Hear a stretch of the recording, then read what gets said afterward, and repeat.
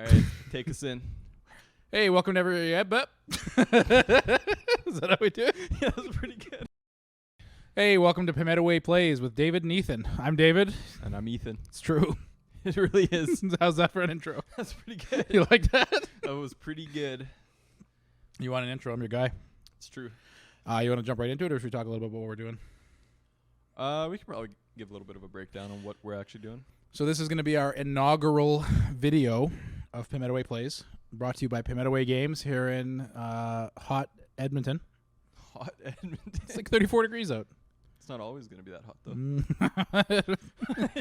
So every week or so, until we get bored and move on to something else, we're going to record a video of a game that Ethan and I and possibly other members of the Pemetawe Games team have played. And then we're going to come out here and record a short little video talking about it. Yeah, we're going to talk about things we like, things we don't like. I'll be handling the ratings since you don't do ratings. It's true. And then if we can think of anything else along the way, we'll throw that in there too. Put a little link in the old description for the Pemetawe Games web shop if you want to pick up a copy for yourself. Yep, and I think that is good. You could also link to Board Game Geek as well, so people can look at other people's opinions as well. Nope. Nope, not in your The only life. opinions that matter are mine. That's fair. So for our inaugural video, we're going to be talking about Cartographers Heroes, which is a flip and write game by Thunderworks Games. Cartographers Heroes is for 1 to 100 players, ages 10 up, and it's about 30 to 45 minutes according to the box. It's pretty accurate. I think each match we played was about half an hour long. Yeah. So one thing I don't think I told you is this is set in the world, the role player world. So role player is a little board game where you get to create a role-playing character. Okay. That's all. Nice. Just wanted you to know. Wanted you to have that extra context. I was expecting a little bit more lore. Nope. You just make a character and that's all there is to it. I played that game one time 5 years ago, so I Nice. got zero lore for you. Perfect. I'm glad you segued into that. Do you want me to read the lore from the back of the box? I would love it if you did. The expedition to the Western Lands is the kind of honor that comes once in a lifetime for a royal cartographer. But these are dangerous times. War ravages the land, and you are sure to encounter Dragool forces determined to thwart Queen Gimnax's plans for Western expansion. Fortunately, brave heroes have risen to the defense of Nalos. Chart their deeds alongside the Queen's edicts and secure your place in history. That is pretty cool.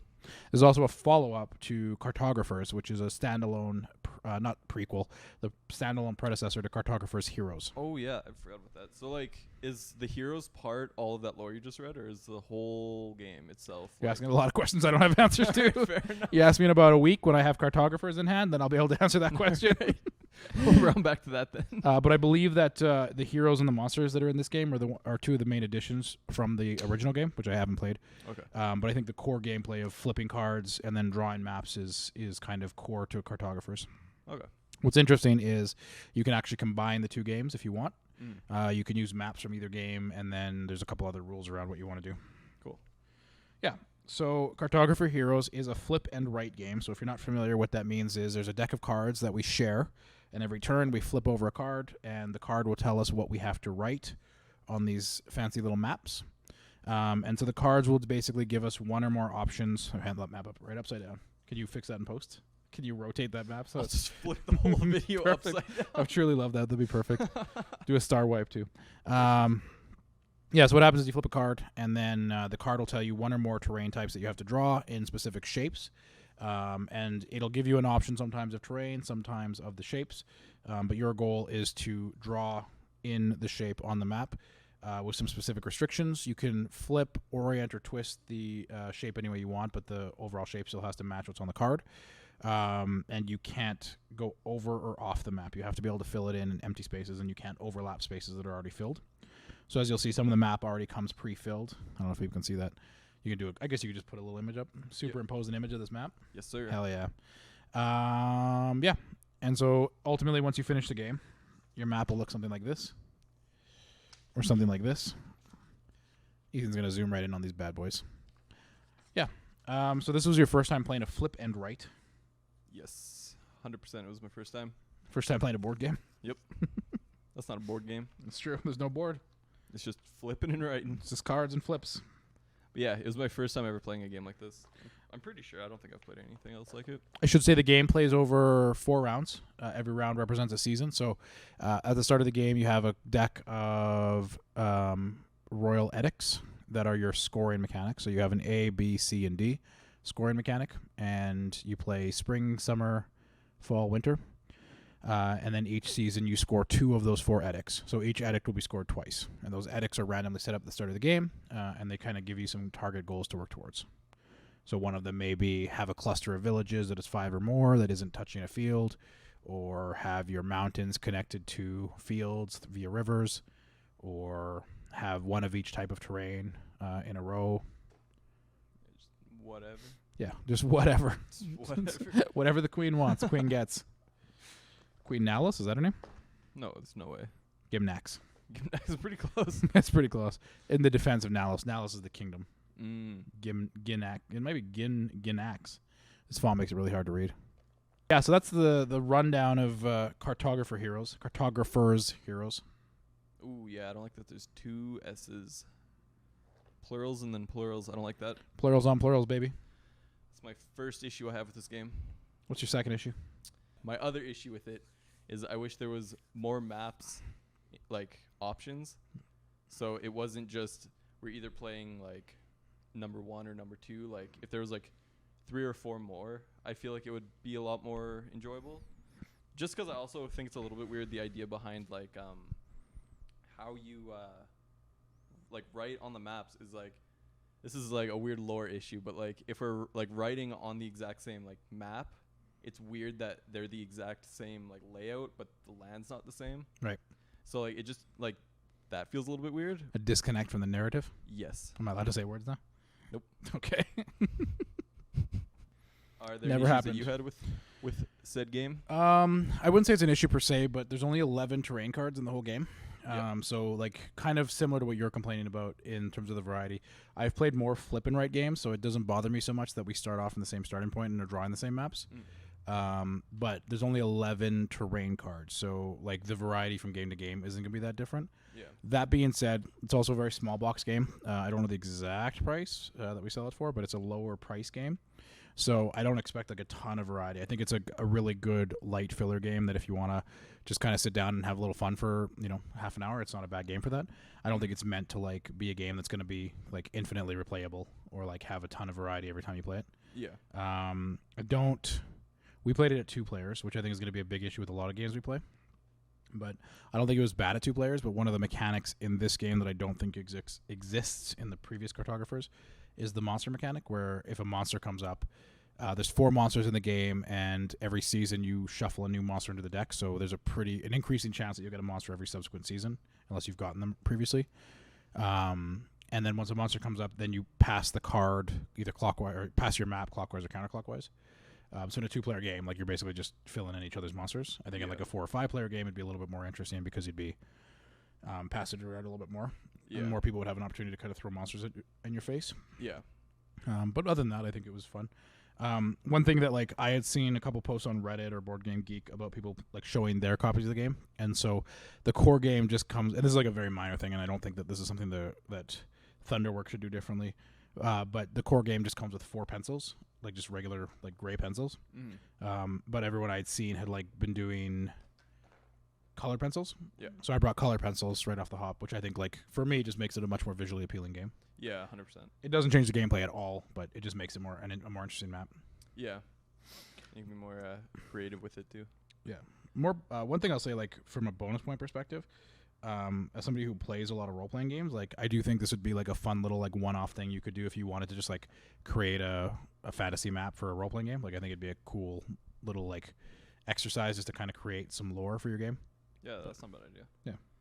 Yeah, like the only issues I have with it were like super small issues. Like it's not actual like playing the game I had any issues with. It was just like weird lore things, and just like I do also kind of wish that when you flipped your card and it says like you can either have like a swamp, like water, or it's like grasslands, or it's a forest, or plains, or whatever it was.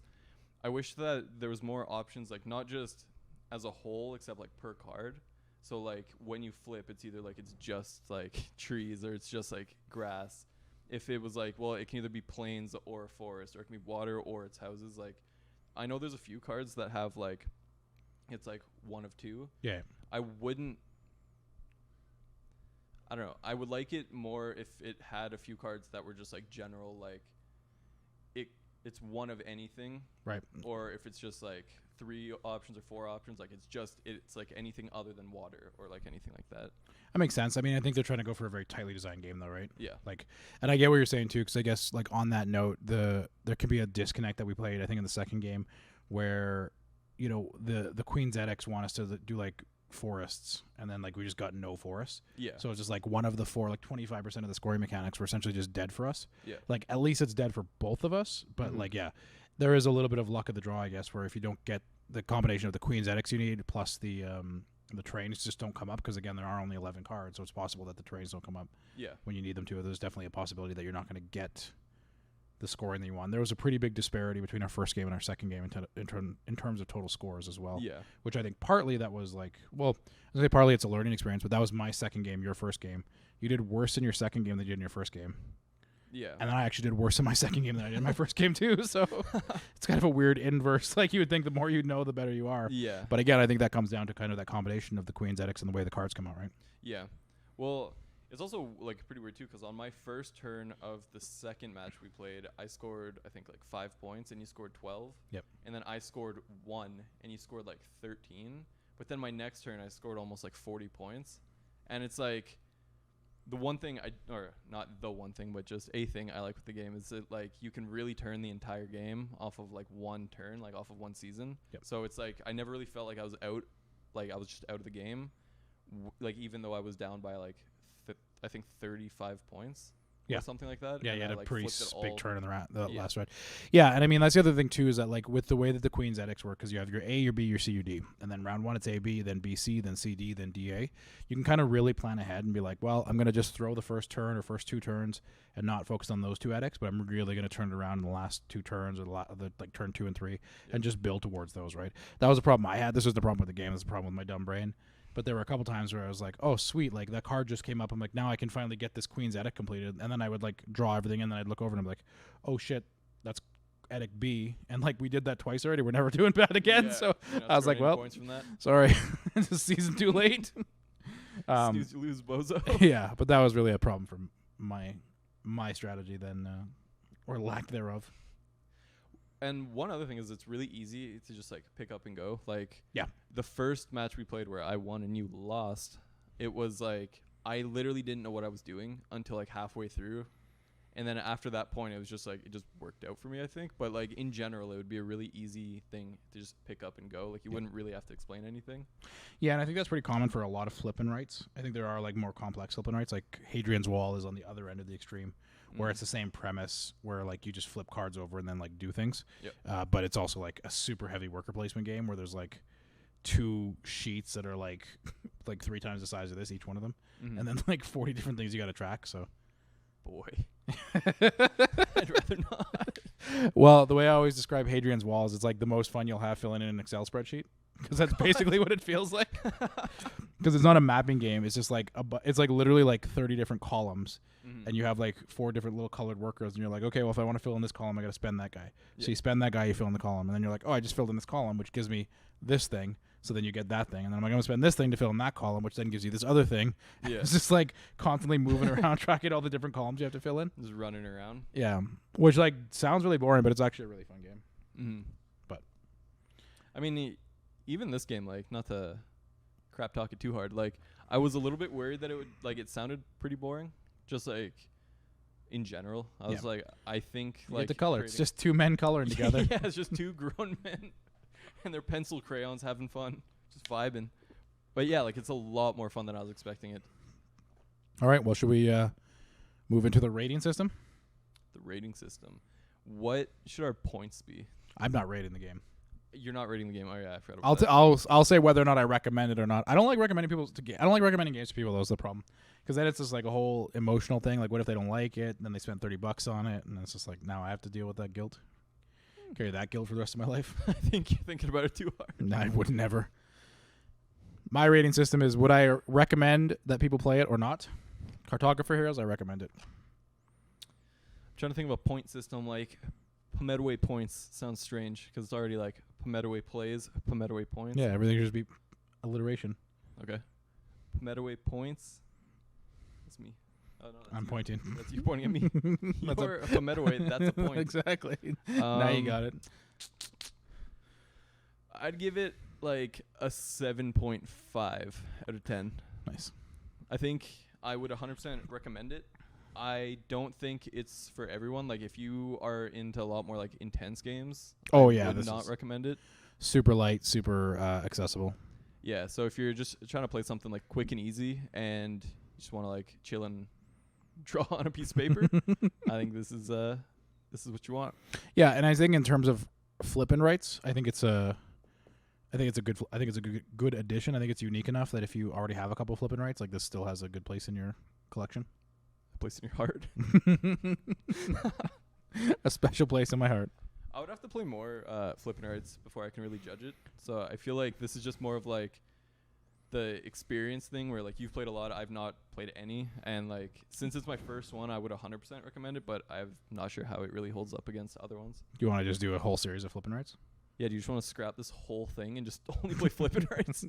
Or do you want to do 100 matches and see if I still like it? Yeah. I'd rather die. 100 days, 100 games of Cartographer Heroes. I cannot think of a worse existence.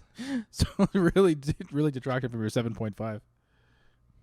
Well, I like it as a 7.5 after 2 matches. I feel like after 100 matches, I'd be over it. All right. Well, that's Cartographer Heroes. Yep. This was our inaugural video. We wanted to keep it short. For anyone who's watched our over-the-top ridiculous Twitch streams, we want to do the opposite of that. Yeah. Keep it PG. Keep it focused. I think we did a pretty good job. I think we did a great job. Well, one up me there. Sorry. I said pretty good. You said great. Well. Way to throw that back in my face. I think we did a greater job than you thought we did. Whatever you think we did, Yeah. I think we did 10% better. Yeah. You think we did? You think we did this? I think we did this. And soon we'll be doing this. Hopefully. Oh God. All right. And that's what the stream is like. Should we tease our next video? Should we toss and tease? Do a little tease and toss? Is that what should we do? All right. Ask that again now that I'm sitting down, rather than me standing up in the middle. All right. I guess see you later. All right. For the next episode of Metawe Plays, we're gonna be doing Brand new Kickstarter game. We're doing a crossover from our Twitch stream, Kickstarter Corner. We're going to be playing and talking about Keystone North America by Rose Gauntlet Games. Unlike our friends at Covray, we did not get fancy matching Rose Gauntlet hoodies. So Rose Gauntlet Games, if you're watching this, the store address is 11805 94th Street, Edmonton, Alberta, Tango 5 Juliet. Nope. Tango 5 Golf, 1 Juliet 3. He'll put that in the link. Yep. We want some hoodies. We would like some hoodies. Give me some hoodies. Please. Right now. I'm not asking. Give us some hoodies or the squash gets it. Yeah. We're squash. Squash right there. Squash gets it. We need hoodies. I'm cold. That is true.